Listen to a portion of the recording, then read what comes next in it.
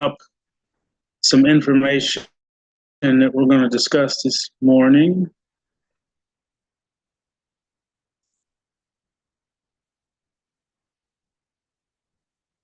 I just want to make sure it's recording and the sound off. It's taking forever to come up on the screen. Give me a second.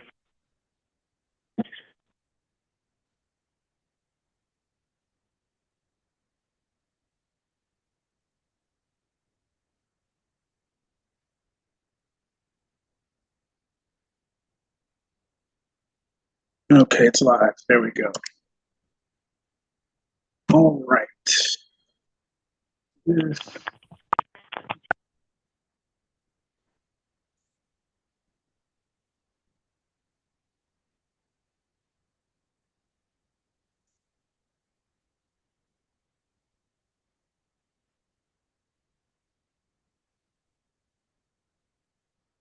Just grabbing some extra screens to share. One moment. I have to block out a few things.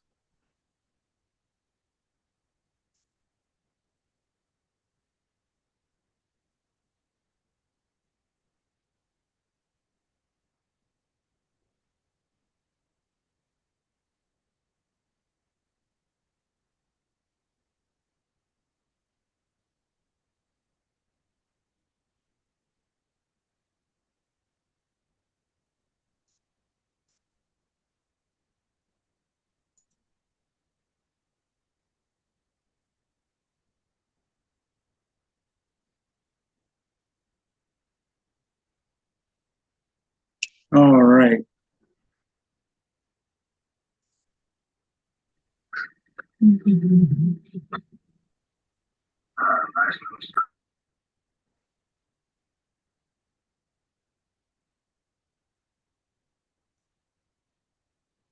What I'm going to do is grab the definition because their information is all over these screens and I cannot use their stuff.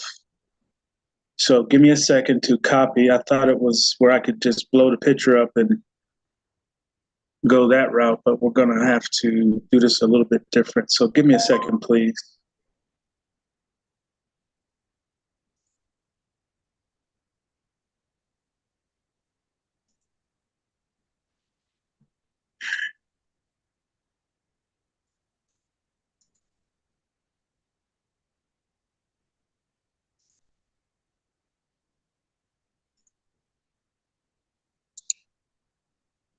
I'm going to get all three of them.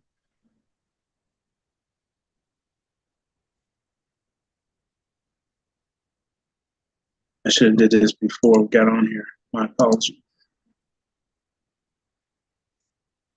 Take out that because their name is right there. Delete.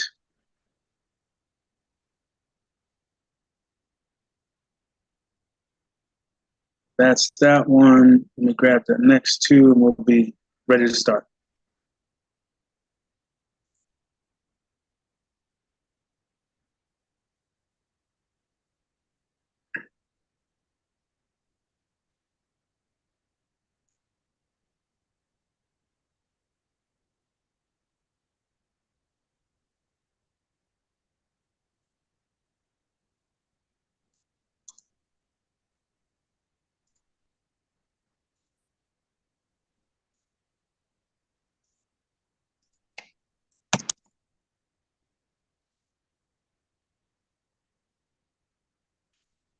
Hey, one more.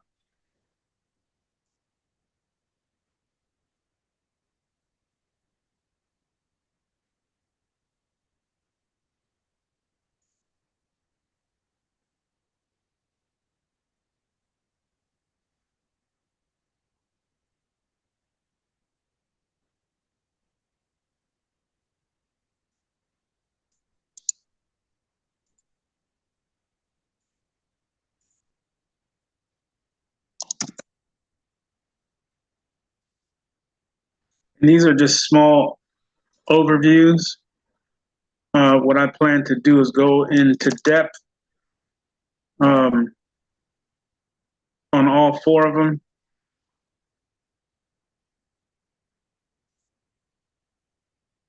So that you can make an educated decision on how to fortify your financial foundation.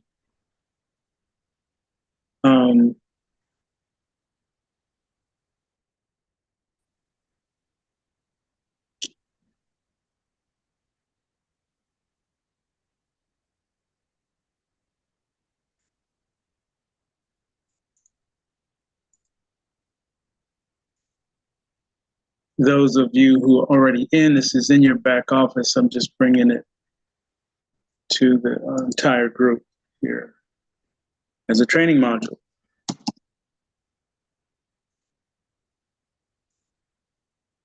And this last one is almost self-explanatory, but I'm gonna still get it.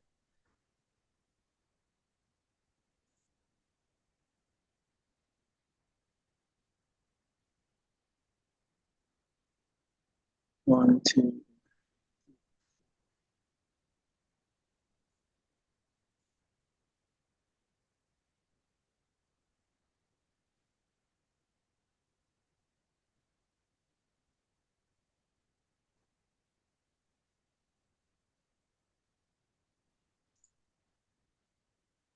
Okay, that's one.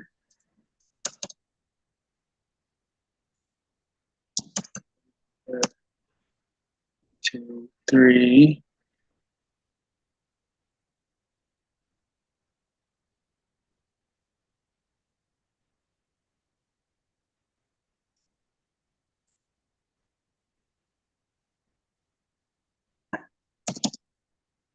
Okay, one, two.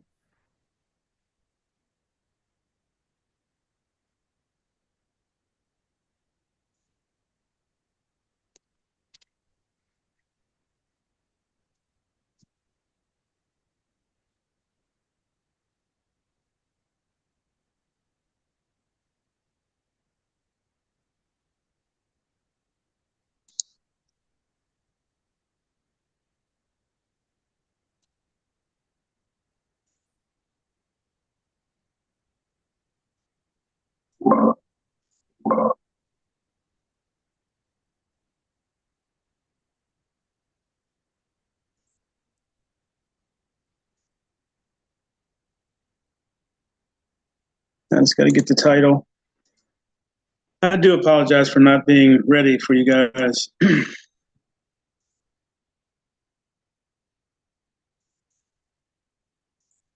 All right, I got everything I need. So let's go ahead and get started. Let me close these extra windows that are popping open for no reason.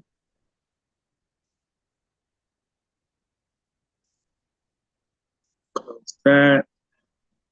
Okay.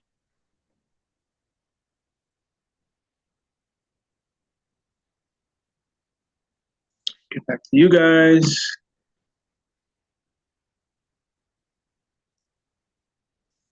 All right, so let's have a conversation first, and then I'll get into those items to which I just put on a notepad for our discussion today. But before we get into that, I wanted to take a few minutes and go over just a few aspects of where we are in this country and where you are as a young adult. We're coming up on a very traumatic situation, which is called voting. And I call it traumatic is because of a few reasons. One, it is so much of a clown show, literally, that it is almost traumatic on a person to make a decision on who they want to allow to, quote, run the country. Two, there's a lot of people in this country right now that don't belong here and are going to create problems at these voting locations. So if you plan to go to vote on the day of the vote, or if you're with your parents or whatever, be very, very vigilant and look around and make sure that you don't dilly-dally. So what that means is go in, get the vote, and get out of there. It's unfortunate that we have to be rushed and put under these circumstances, but I want you guys to know something about these adults that call themselves running this country. The adults are children. They're actually younger than you, in the mind, of course. They are incapable of sharing. They are incapable of proper thought process. They're completely selfish, and they have no God in them. None. Very little of this so-called campaign that these guys call themselves, going around to each state and city and whatever and talking to people, none of them, except for one, speaks about God. Now, I bring that up for a specific reason. And I bring it up on purpose because of the simple fact the schools have taken God out of there. The workplace has taken God out of it. The banking and your money, God has been removed. It used to be at one time across the top of a dollar bill, "In God we trust." It was on the paper. When it was removed, so were the morals connected to money. So now that it's godless, it filters through the hands of godless people. So, no, this is not a church sermon or anything of that matter. But what I'm getting at is that money, depending on how it is kept, done, placed, where it's placed, how it is put there, depends on whether it'll be in your capable reach or just a dream. So the whole premise of this call, and you beautiful people, is that you get a good foundation and understanding of paper, because that's all it is. It is not some great thing. It is not this, I gotta go get it type thing where you lose all of your morals to get it.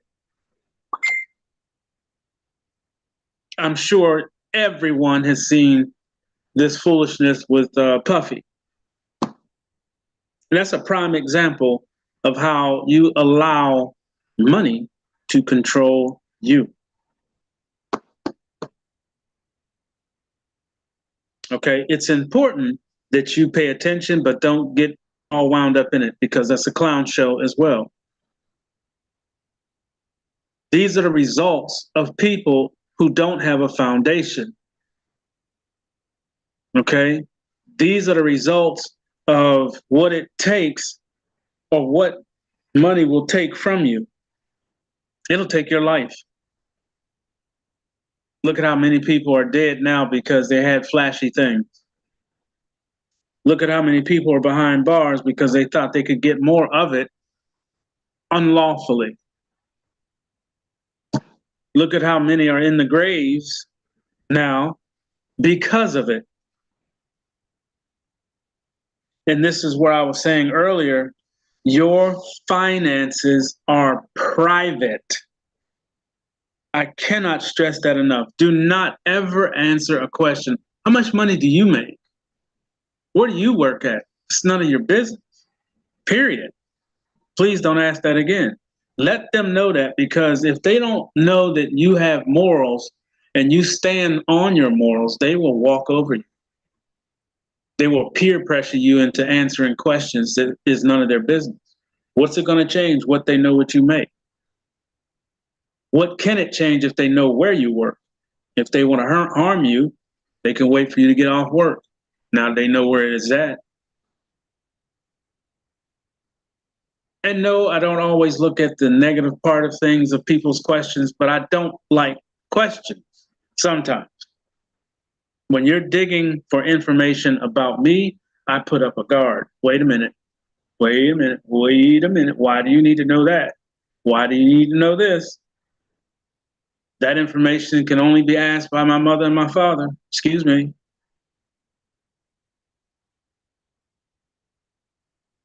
The other thing that I want to talk on just a little bit is just that, mother and father. Many times we have forgotten that mother and father are the creator of us. Now, be it there are some clowns out there that call themselves a father, and there's some clownettes out there that call themselves mothers. They're not all perfect. But money will create a clown or a clownette. You will not be either. Because you're going to know what money is. You're going to know how to make it work for you.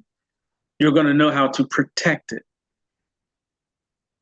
You will know things people, all of the other kids in your school, including college, won't know the things that you know right now. Half of them don't know what you know right now because of this class. So it's going to get deeper. All right. So that's enough soapbox. Let's get on these 4 topics on what to do with money. Now, I plan on doing the traditionals, but I actually have to pull them up and do a little bit of cross checking and make sure what I put on the screen or talk about is proper. I did not do that. I didn't have a chance. But these 4 things I do know, and their information is in your back office for those who are there. So we're going to talk about 4 things that you are capable of doing right now. You just need to know how to do it. Okay, so the first one is called land banking. Land banking. Land banking offers you the amazing opportunity to purchase segments, small pieces or large pieces, whatever you can afford, of some of the most sought after pieces of real estate in the US. On average, these properties are 20 to 40% below the current market value. Now that is going to change probably here in a week or 2. No, let me retract that. Everything's going to change here in a week or 2. Everything. And what that means is, let's say you go to Kentucky. Now, we all know Kentucky has a lot of singers there. There's a lot of horse races and things of that nature. So there are pieces of land, large pieces of land, and this is what China's been trying to do because of the clown that's in office now. There's large pieces of land there in Kentucky. And you can get a piece, acre, 2 acres, at 20 to 40% below the market value.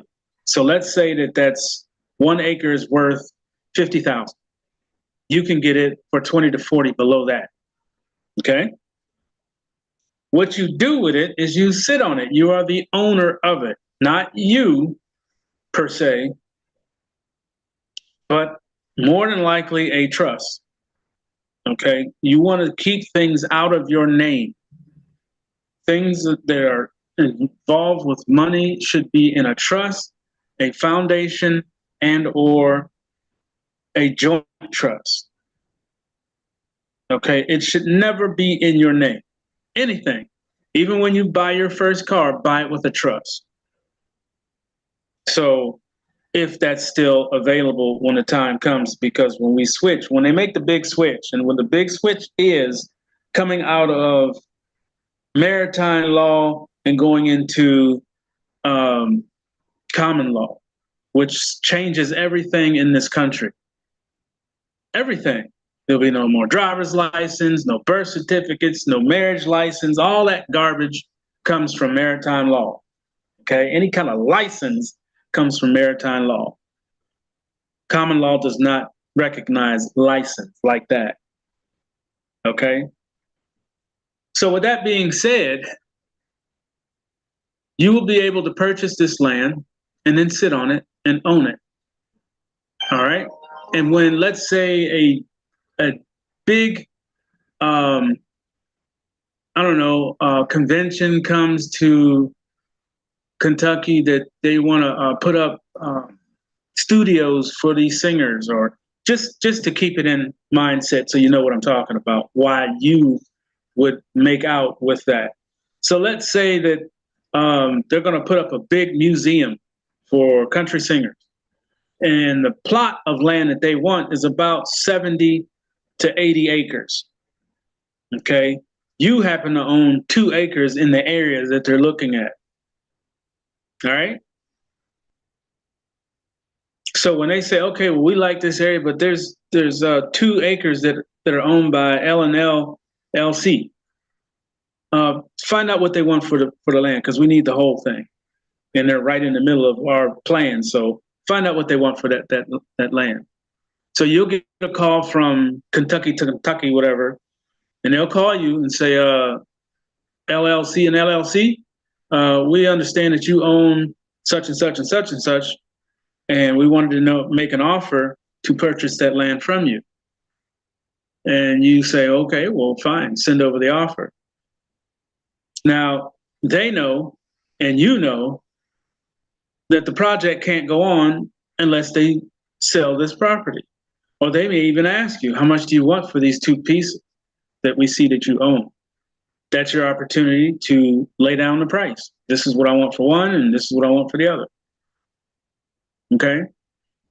Let's say you got them at 40% off of, I don't know what an acre of land is going down there. Let's just say, for argument's sake, 50,000. 40% off of that, it's almost 10,000, 11,000, something like that.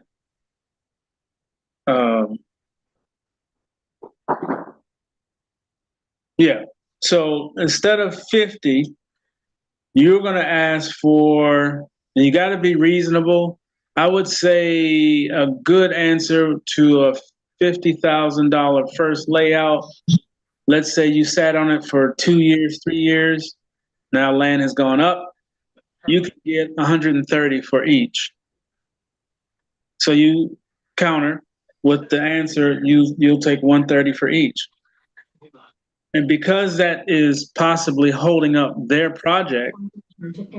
An abusive for 12 years. Wait a minute. Excuse me? It was a very chaotic, traumatic, dysfunctional, horrific family situation. And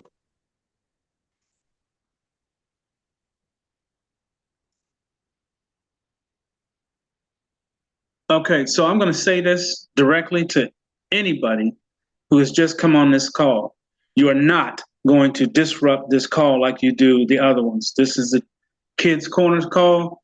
If you come on here with that noise, you will be ejected immediately. Immediately.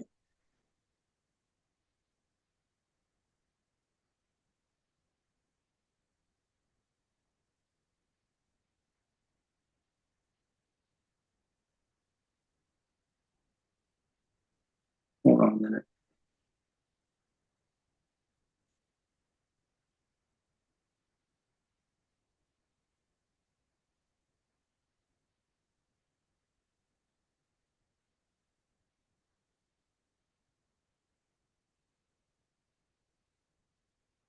You're very lucky.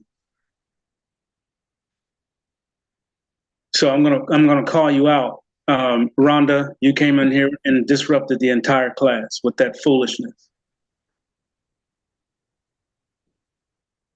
Now they don't do that when I'm talking, but here you come with it. So I'm extremely upset with you at this moment because you brought that trash to their call.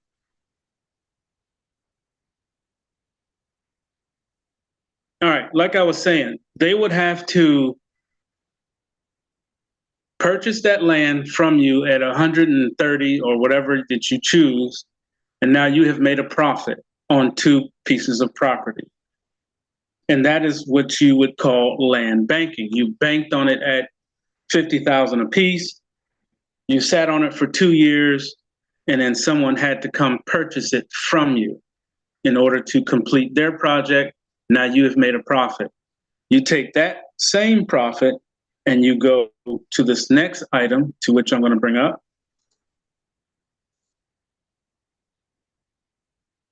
Private banking. Now, private banking is a process that is done in an actual bank. Okay, so it could be Wells Fargo, it could be whatever, a regular bank that we know. So private banking is a great way to create your own banking alternative to secure your retirement project and other things that you would get into, like this land banking. Now that you've made a massive profit on those two pieces, you got your money, original 100 back, because if they were 50 a piece, you had to spend 100,000 to get them. You not only got that back, but you added 1.5 to it. So 130. So be basically each, you'd be adding almost, what is that, almost 80,000, the profit times two. So that's 160 that you made on top of your 100 being returned. You take that whole amount and go over to private banking. Okay. You put it into a private banking account and it sits there and gains interest because it's a working money. And basically, you're able to sit on that and use it for emergencies.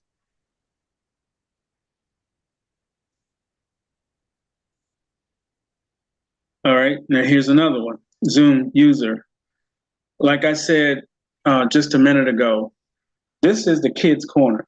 And when they come onto the call, they announce themselves and they mute their phones. This is now the second interruption with you guys coming on the call. I'm almost ready to block everybody except for the kids for their kids' call. I do not like interruptions. You guys should know that by now. You come on this call or any call, if I've already started talking, mute immediately. I should not have to tell adults this. I don't have to tell these kids that. But yet we're coming on the call, mics open, foolishness.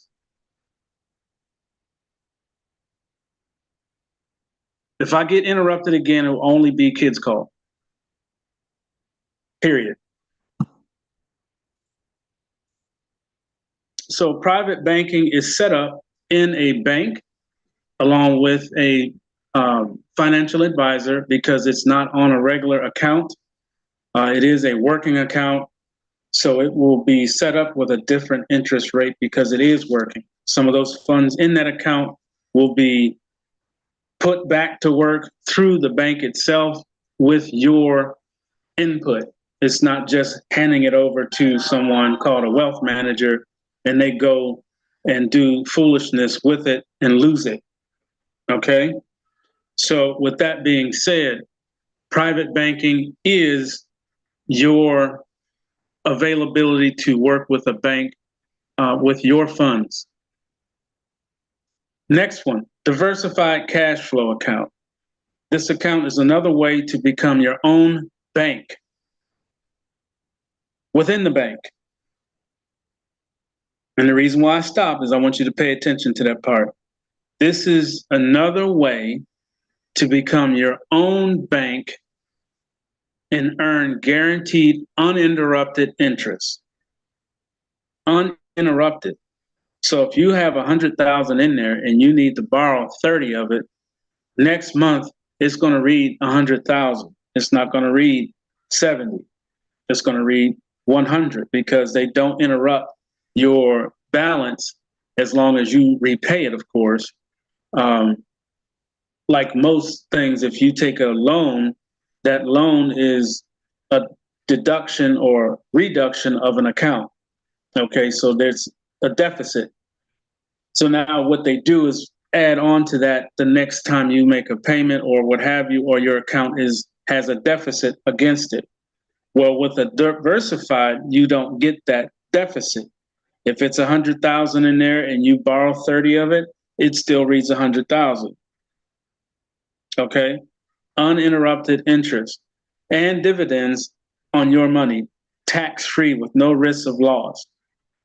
It's your savings account on steroids. You know, I've talked about savings accounts.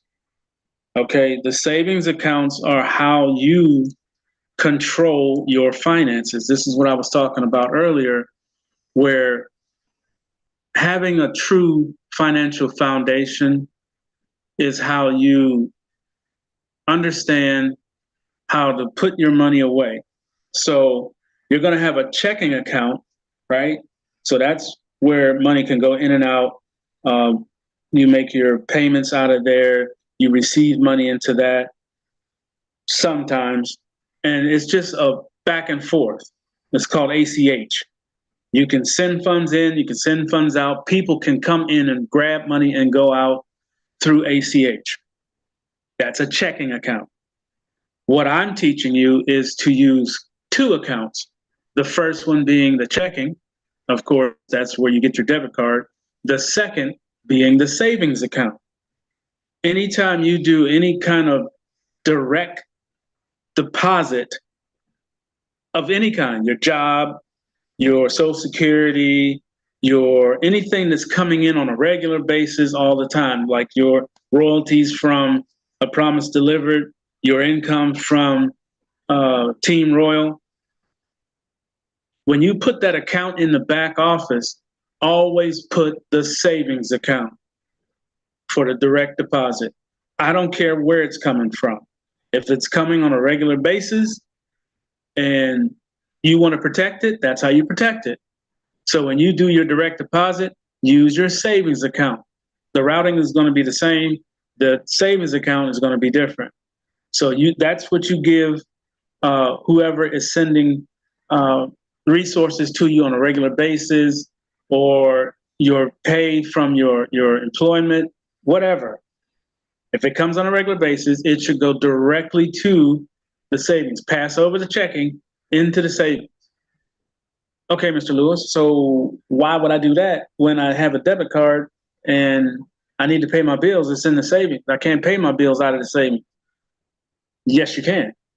This is where the management part comes in, and you start really paying attention to your funds. See, a lot of people, they go to work, they just so, involved in the job, whatever it is, they forget all about the money. They're checking on the hours that they got. They're gonna make sure they get paid the right hours. The job, the going back and forth, the car note, all this stuff gets in the way of you actually paying attention to your income. When you have to move the money, then you have to see the balances. So remember me talking about when you make a bill payment, it should be 3 days ahead. 3 days ahead. Set it up as an auto debit off of the checking account. That makes you either set an alarm on your phone until you get really used to it, set an alarm 3 days ahead to move $147.75 to the debit, to the checking account. Okay? So it has to be a little bit ahead of that 3 days.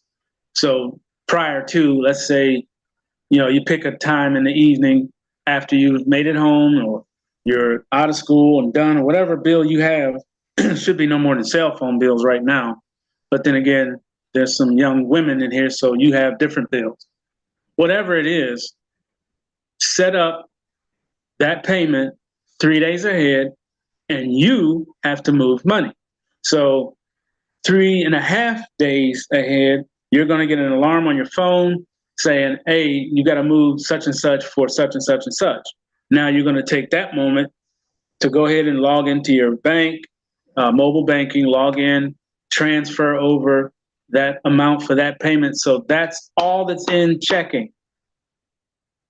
Not the entire check, not your whatever. The bill, 3 days ahead, then the payment goes out, boom. Okay, but you had to manage, one, getting it into the savings account, two, get an alarm to bring it out of the savings account and back into the checking account so that the creditor can get their money, or you can send it however you set it up. you can literally tell the creditor when you want to pay it, and they'll set it up as that debit. So if it's due on the 15th, and you say, okay, JCPenney's, I want you to take this payment on the 11th of every month. And they're going to say, well, your due date's not to the 15th. And you simply tell them the same thing. I like to pay 3 days ahead. Can we set this at the 11th so that it's there 3 days prior to? Yes, ma'am. Or yes, sir. Boom. Now you have set an auto payment 3 days ahead, and then you have to move money back into the checking so that that's all, if anybody gets into your account, will get. Okay? They won't get the entire amount that you may have put over into your account since participating with these two platforms. I can assure you of two things. It's going to be over $100. So you want to make sure anything over $100 is out of your checking and in savings, protected. Okay? Diversified cash flow account will help you move those monies, work with those monies, and not lose your interest on the 100,000 or the 100, whatever you got in there. Whatever interest, let's say that you had $75,000 in there, right? And your interest is set at whatever it is. You can borrow out of that 75 and the interest still stays at that 75. You put it back, you're good. You're going to add to it, then the interest goes up. You borrow from it, it stays there. When you put it back, everything matches. That's a diversified, basically, like dominoes. I think that was that 3. This is the 4th. And the 4th is real simple. But if you don't know how to do it and what you should be purchasing, you could, potentially grab the wrong stuff. And we're going to go over this in depth. And we do have a company, which will be on the website. He's one of the products where you can purchase precious metals. Now, this is good right now, but I think when they flip that switch, it's going to be ridiculous. The numbers and what this stuff is going to be worth after that changeover is going to be astronomical. Astronomical. So with that being said, the study of precious metal purchases and how to get it and where to get it is something you want to get on kind of early. And what I'll do is get the link for you so that you can go do some studying now. As a matter of fact, let me just finish this and I'll get it. So basically, precious metal purchases can be done large scale, small scale. Large scale would be a very large amount, but no matter what you're going to get, you're not going to get, or you shouldn't get, those big blocks that you see people talking about. They want those big, kilos of gold. You don't do that. That's for countries as a backing for something else.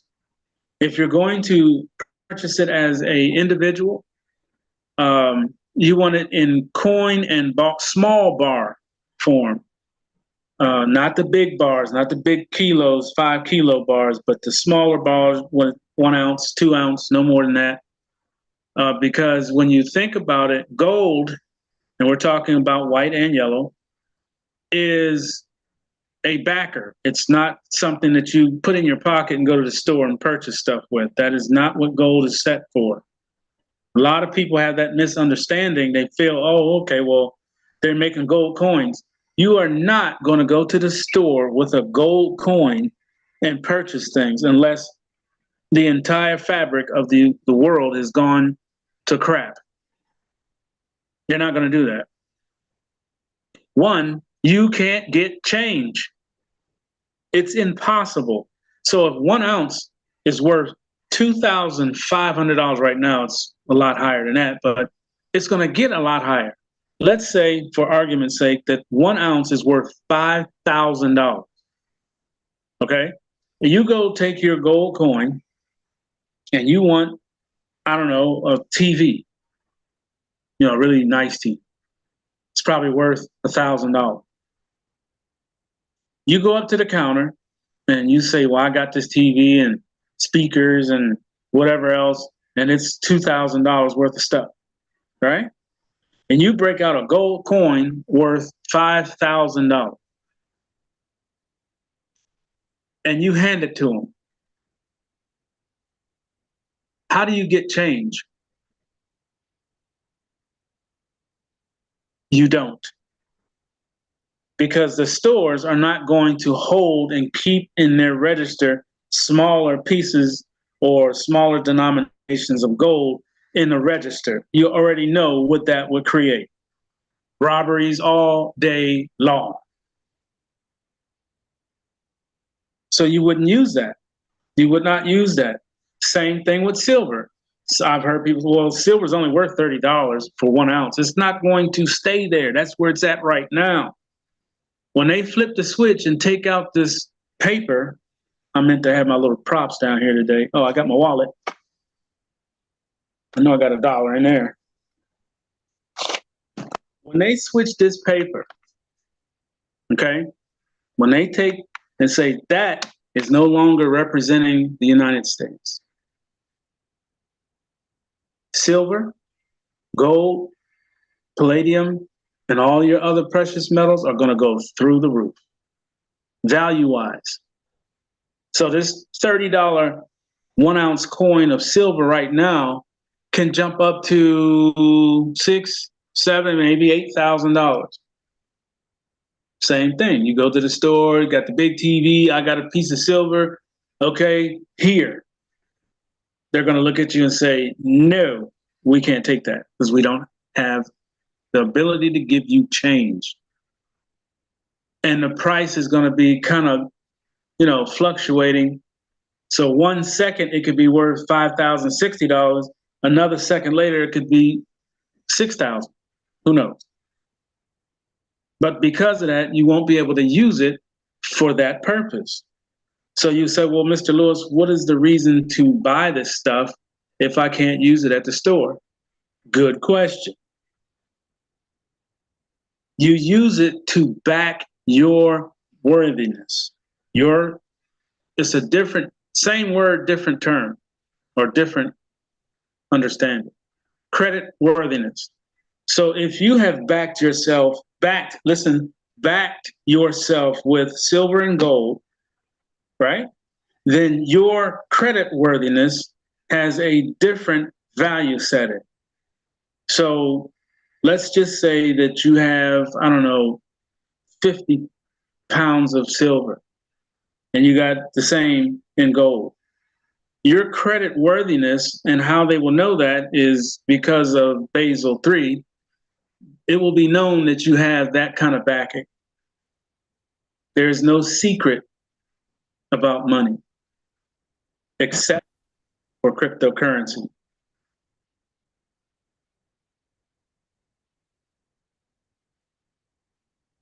Okay? And it's not a secret, it's just protected under your own management. That's the difference. So those were the 4 items or things that you are able to do right now as we sit. Land banking is one. And the second one is private banking, which is basically having your own account within a real bank. We're talking about a real bank now, the ones on the corner, Wells Fargo and all these guys. Diversified cash flow account, same thing. It's at a regular bank. You can open these things with a certain amount and use those accounts privately. I'm missing one. No, land banking, private banking, diversified, and precious metal. And of course, precious metal, you can set it up to purchase a little bit every week. Just like that $3.50, you guys should still be putting somewhere since we've been talking. And the reason why I keep referring to that because when we hit the 6-month mark, I'm going to ask what you have in your $3.50 hideaway or your savings account that we started at the very, very beginning of this class, or not the very beginning, but just a little bit after the first week or two. But anyway, those are the 4 things that I wanted to talk about this morning. And these are forms of financial foundation that you can put together right now. Okay. Next Saturday, we're going to go into things like CDs and all the other banking notes and whatnot that you can put a little bit of money in, just so that you have a little bit of experience. Notice what I said, little bit. A little bit. Whatever their minimum amount to put in these different forms, go with that, just so that you have experience using them and what they do and how they do. So we've gone over these 4 this week. The next Saturday is going to be the rest of those places where you put money and put it to work. So they say.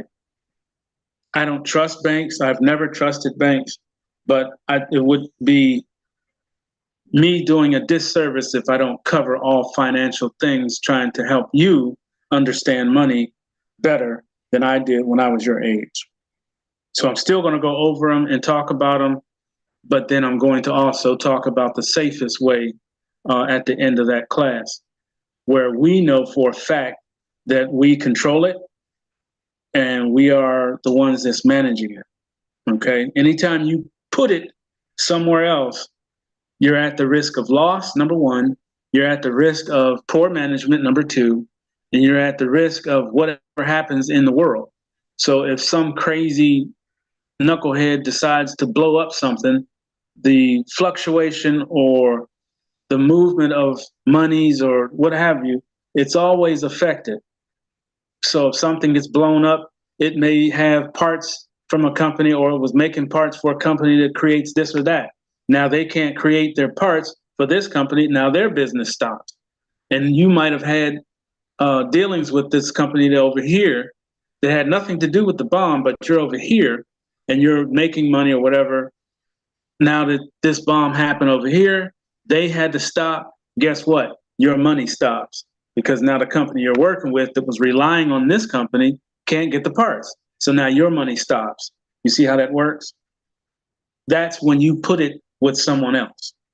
When you give your money to someone else to manage for you, then you're at those mercies.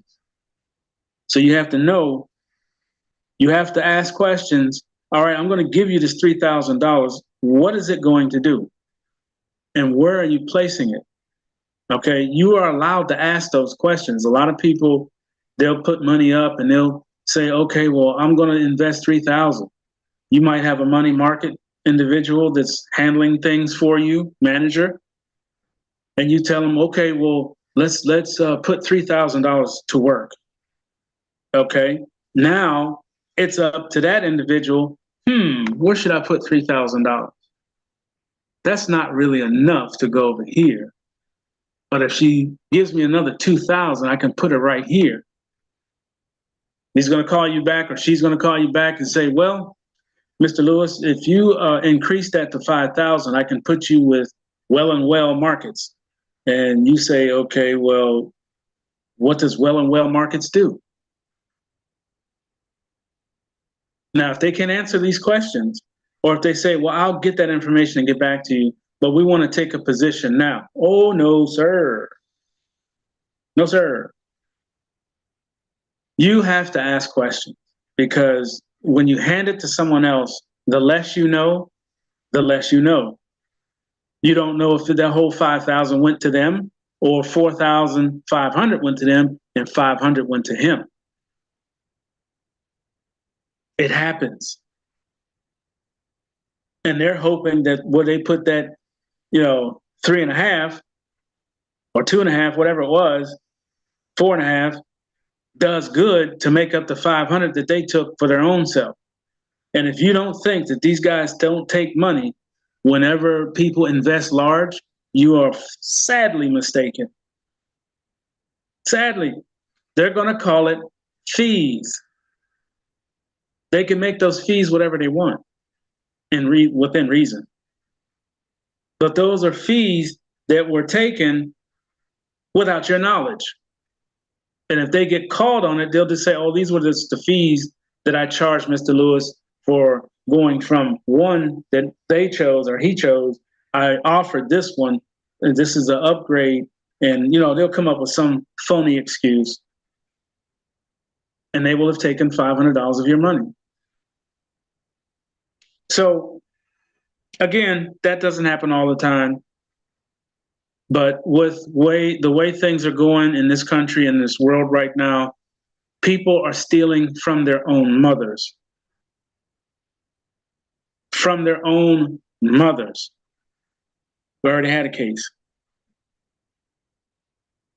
Oh, it's mom. She don't mind. I'll take 10,000 out of 100,000 that she put in.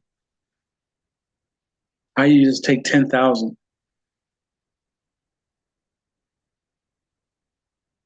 And when they asked him, he said it was mom. Mom always gives me money, but she gave you this much to put somewhere, but you took 10,000 out of it. So she's in there for 90,000, not 100,000 or whatever. You get my point. So again, your management and your financial foundation needs to start right now. So I've given you these 4 things. If you would write down the first one, I know I gave you the definition, but I want you to dig a little further. Your first homework word is land banking.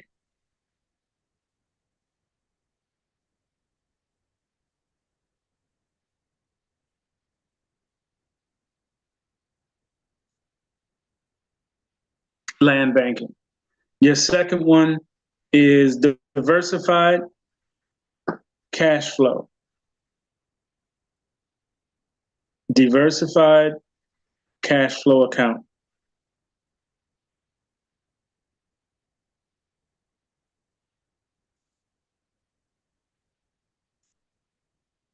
The next one is private banking account. Private banking account.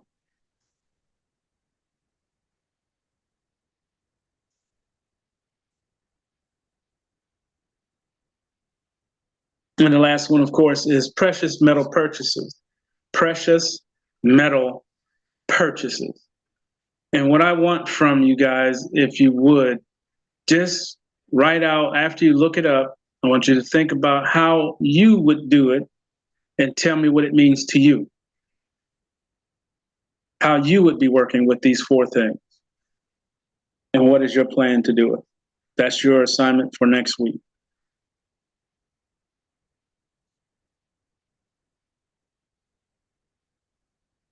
All right.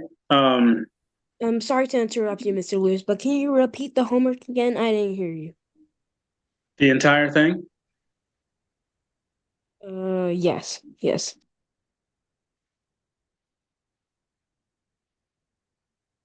Okay. Your first word is land banking. Second one, private banking.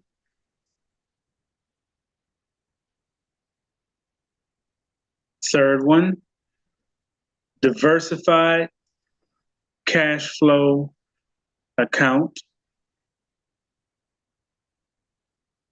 The last one, precious metal purchases.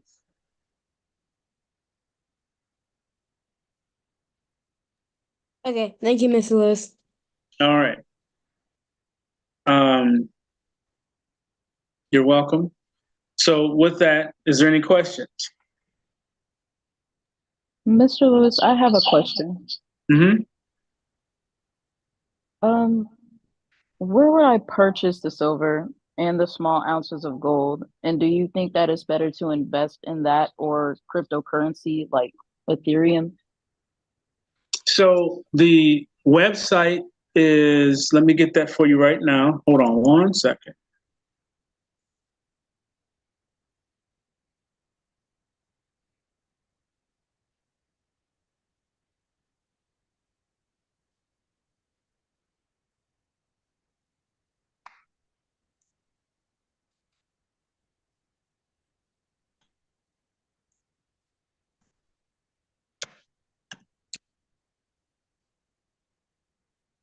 Hold on. And then I'll answer your question.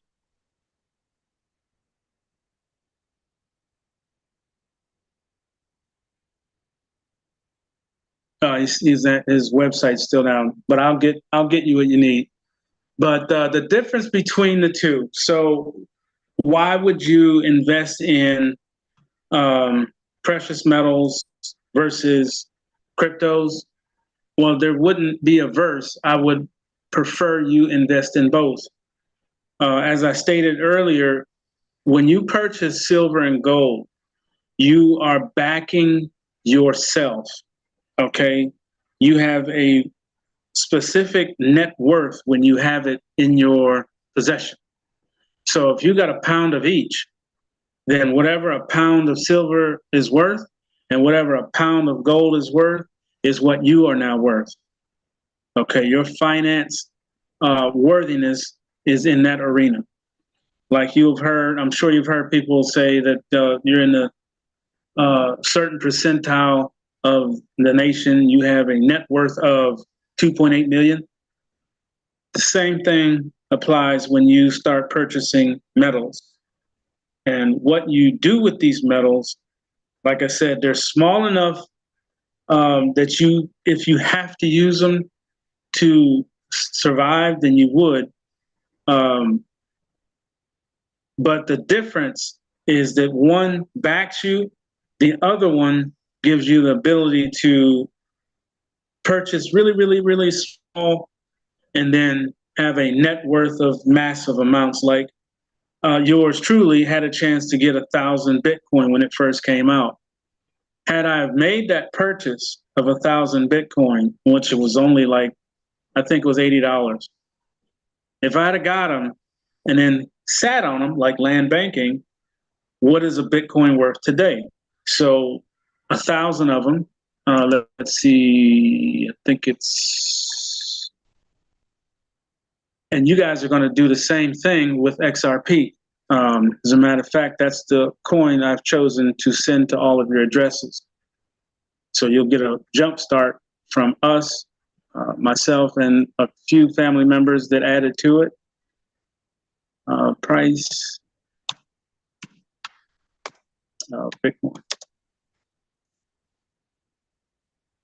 Price of Bitcoin today is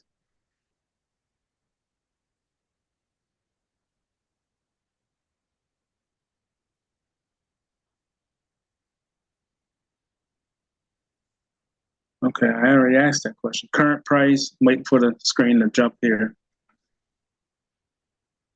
$68,196. So if I had taken the offer of 1,000 of them, 1,000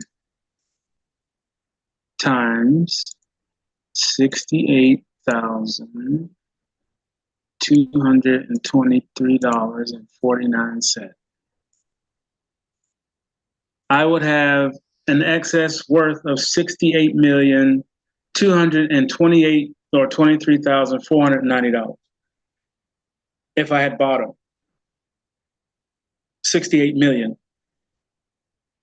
Okay, so knowing what to do and when to do it is a big part of it, and having a little bit of knowledge on what you put in your portfolio. And a portfolio is not something like a folder or anything like that. It's what you have in your net worth. So you guys are going to get a jump start with this XRP. So I would say, investing in gold and silver, versus crypto are good, but totally different. One backs you for what you have worth. The other one you can put to work. Let's say, again, same scenario. Let's say that right now it's 58 cents, I believe. Let's see what it is properly. XRP price. Explore.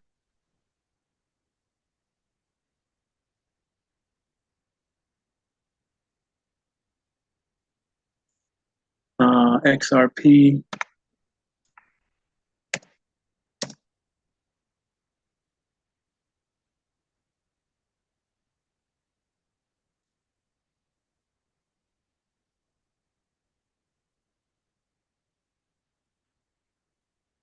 Hold on, it's coming.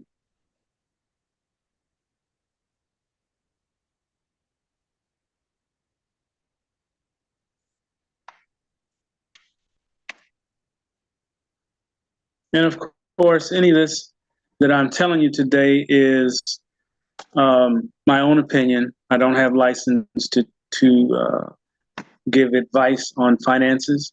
These are just the things that I have learned. I have to do that on every call. I just forgot to do it at the beginning. Waiting for this thing to. I know I put it in there.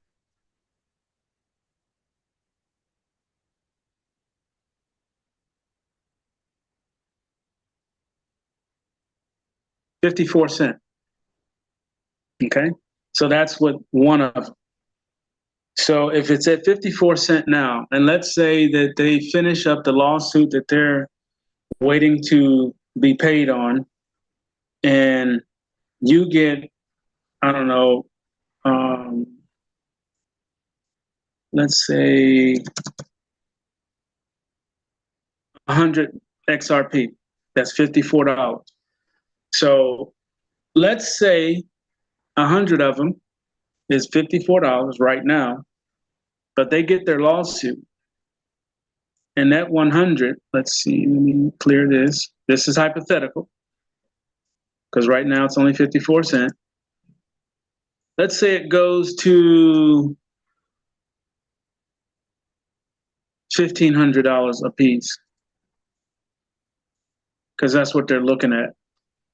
You would have, with 100 pieces, $150,000 in a blink of an eye.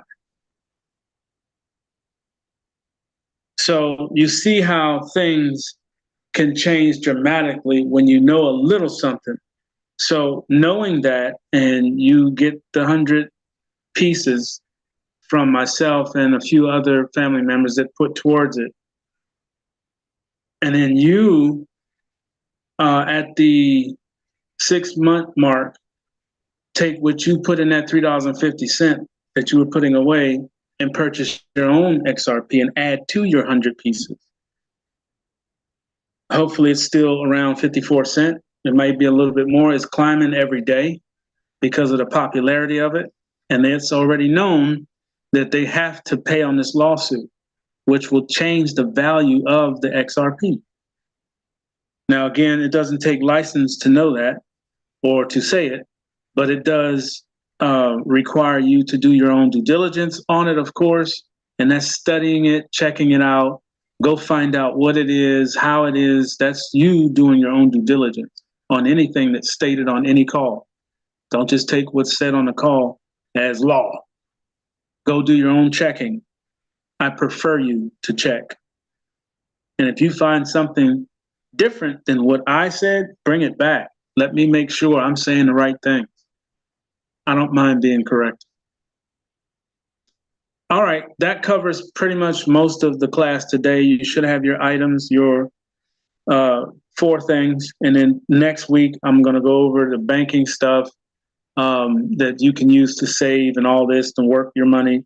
But then again, remember, next week's all next week's options is you handing it to someone else. Keep that in mind. We already know what handing it to someone else can involve. Any questions?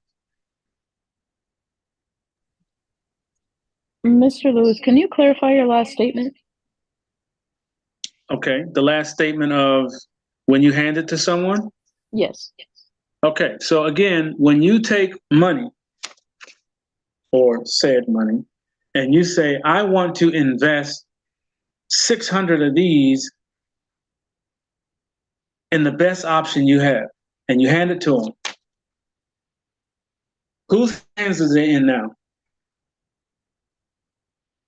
Okay, so again, when you take money or said money and you say, I want to invest, this is what I'm talking about, these, this right here, in the best option you have, and you hand it to them,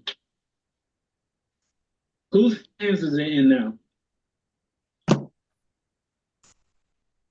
Why are we playing things back, Michael? Why are we doing that? Why are we unmuted?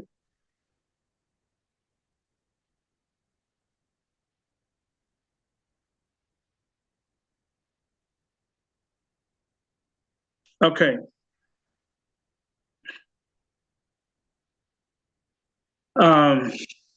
Jaden, so when you hand it to someone else, whose hands is it in? You and I.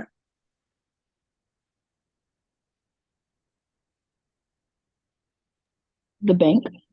Okay. So if someone in the bank or the bank itself has a problem, I don't care, it could be a fire, it could be that employee that you were working with, which is a manager, decides to get fired. Okay. Now all of his accounts are under his passwords, right? Now that employee's upset, obviously, that he has lost his employment or the bank, whatever issue happens, it's out of your hands. So whatever's going on over there, for whatever reason, let's just say that, you know, something, God forbid, that happened, and he lost his job or she lost her job, and now she has all the passwords or he has the passwords. I'll just say they have the passwords and decide not to give them up because they were terminated. Now your money that you put over there is tied up into that foolishness. It's not making any money because that person is no longer managing that account. It is in jeopardy of that person or they not giving the passwords for as long as it takes to create stress in the bank. Let's say that there's a fire, whatever. Whatever is happening at that bank is happening to your finances. So if there's a lot of drama or whatever going on, it's going to interfere with your rewards. Same thing goes if it's all good. Now, if it's over there and you put it away and it's doing real well, you're making money with it until something happens, of course. But still, when you, at the end of the day, whose hands is it in? Them.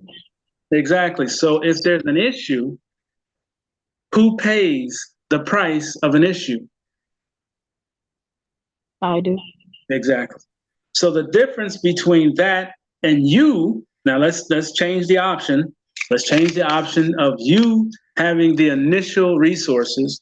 And you say, all right, well, I want to take these resources and I'm going to open up a diversified cash flow account with these resources. Now, when you do the lookup on it, when you do your research, I don't want to give it away and then you just use my information next week. But when you look it up, you'll see what you can do with that diversified cash flow account. And I said you. I didn't say they or them. But the only difference is you are using their institution. Okay, so it's still in their bank. It's still in their account. But you are the only one who can use it. No one else can look at it. They can't train somebody on having a diversified account. It's illegal for them to even look in the account, even though it's in their bank. But trust, they look. Don't think if you put your funds or your resources in their institution and they're not looking at it, you would be naive to even think that, number one. But it is a real thing. It does exist. And that same thing goes with the private bank account. The private bank account is basically where you take your resources, all right? You put it in the account and inside of that institution, but only you have access to that account. Only you. You can save in there. You can purchase things out of there. You can give it a name and put, you know, when you purchase things, you're going to put it, it's almost like having a trust, but not the same thing. But it's an account that is protected. It's a private account. And it sits on the other side of money. I did not cover that yet, but I will. There's two sides of money, or this so-called money. It's right here.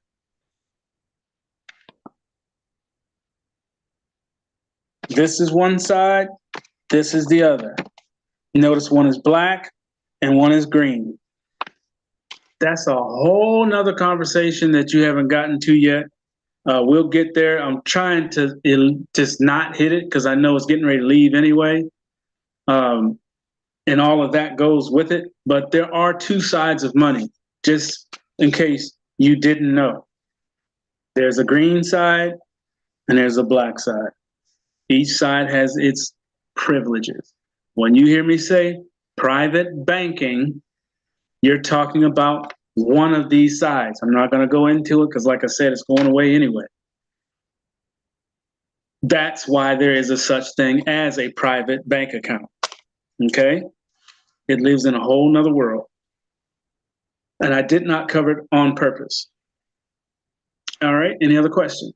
Did that clarify anything or things for you, Jaden? Yes, it did, Mr. Lewis. Thank you. You're welcome. Any other questions? Mr. Lewis, I have a question. Yes, ma'am. So I just want to go back to the land thing.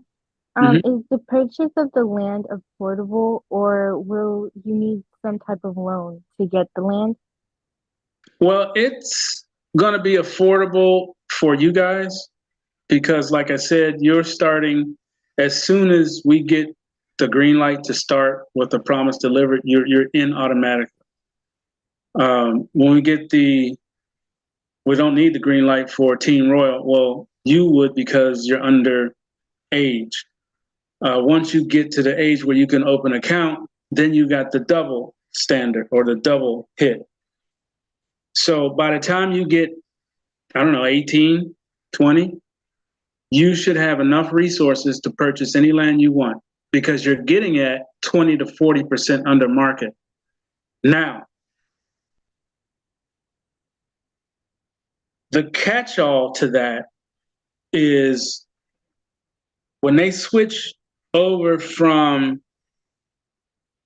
the old rule, which this stuff lives, and go to the new rule, a lot of things change, like values and the ability to purchase things.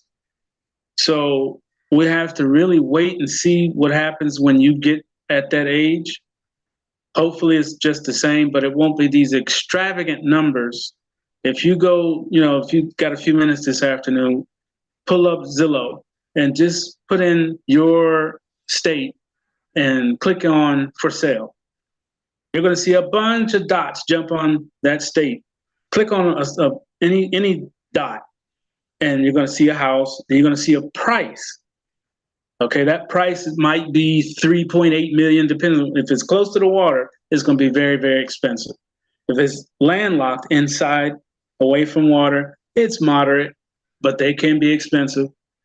But those numbers on every dot on that map, when they do the big switch, which is coming, will drop dramatically. So open land will almost be free, almost. That's what is actually coming. So we have to wait and see what the values are when you get to the land purchasing age, which I think you can purchase as soon as you have a bank account. So when you can legally have a bank account under your own control, then you can make purchases. And at that point, you would be referred to Michelle, which is the Team Royal standing real estate agent that's going to work with everybody who's going to purchase a home. She's going to vet different realtors all over the country for us, the same lady that helped me buy this house. So when you get ready, we'll connect you two and we'll find out the best place, what's going on, do a little research of what building is coming up, what type of stuff is coming, and you buy some land in that area, hopefully where they're trying to build. And then you go through the process of selling it back to them. Okay, thank you. So the purchase of the land depends on my age, or does it depend on if I can buy it cash or not? Right. The price depends on what they do when they flip the currency when they go from fiat to digital. There's a whole lot of things are going to change with just that switch. And maybe because it's common law, you'll be able to open an account immediately and not have to wait. But what's going to really facilitate that is a little bit of time. So, like I said, once a promise delivered starts, you're in. And then once you are, I think you have to be 18 for Team Royal. Once you hit 18, you can open that account and get going. And then by the time you're 20, 25, you should be able to be ready to purchase some land. Okay, thank you, Mr. Lewis. You're welcome. Any other questions?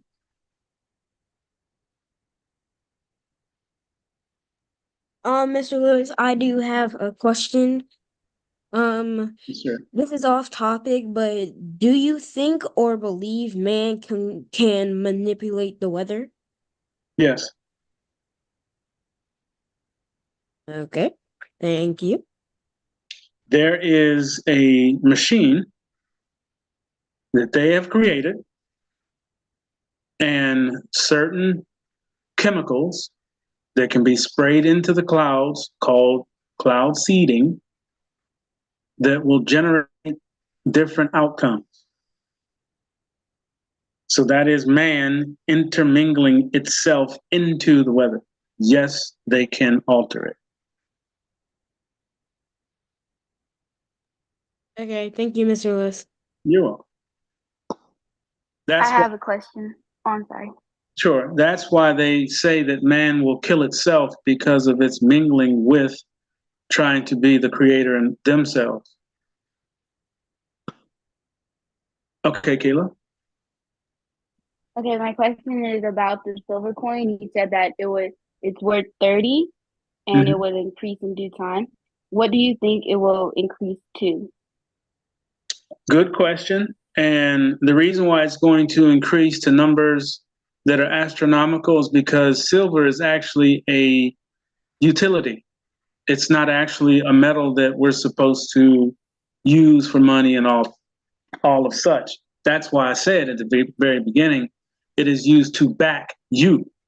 So where can it go? I would say probably in the range of maybe 50 to 100,000 an ounce. The reason why is silver is in everything that we do. Solar panels, electronics, it's in the coins, it's in everything. And to really find out how deep that is, I would say for you, with that question, do a little due diligence on silver. And I would put in, and you could put this in Chat GPT if you use it. What is the precious metal silver used for? And watch what it gives you. Because Chat GPT is like a internet encyclopedia that can look through the entire internet within seconds and give you the rundown of where it's used in textiles and all sorts of things. You'll see. Put it in Chat GPT, and then I would really like to see the list that it spits out for you on the next call. Okay, thank you. Yep. And like I said, I would say it's going to shoot up to an astronomical number. It's either going to be 50, 75, or 100,000 an ounce.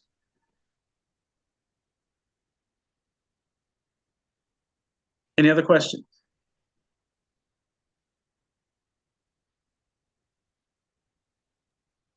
Sorry, Mr. Lewis, I have one more question. First, Uh, sorry. That's one for, more time? we don't use the word sorry. Oh yeah, apologies, Mr. Lewis. I have one more question. Do you think nickels and quarters are the same? They both are, they're using similar metals, but either one of them are coated over top of a different metal. So it's basically a finished touch on it. They're not solid.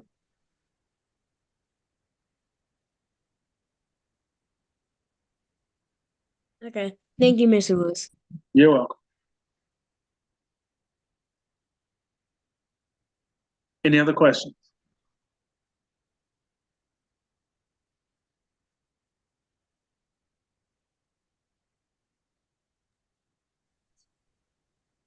Pleasant morning, Mr. Lewis, and to each and every one on the call.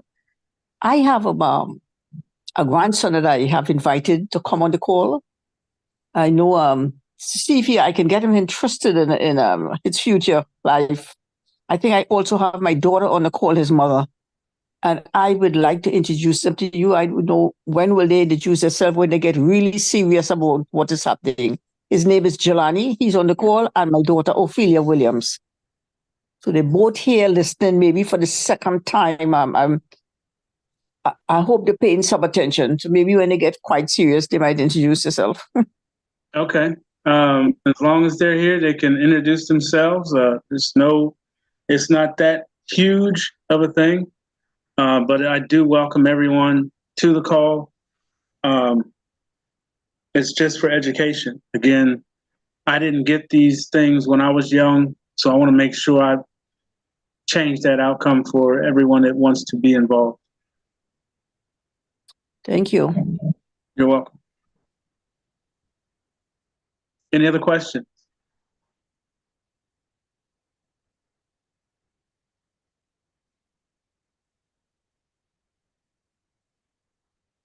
All right, so you have your 4 things to look at.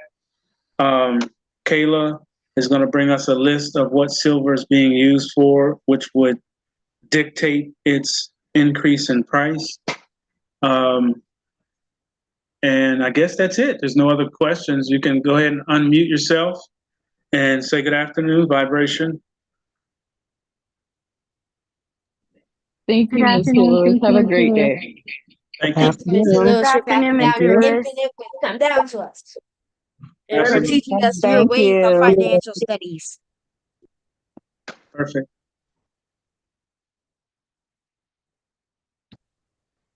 Vibration. All right. Good afternoon, everyone. Thank you so much. We'll see you on the next call. Afternoon. Bye.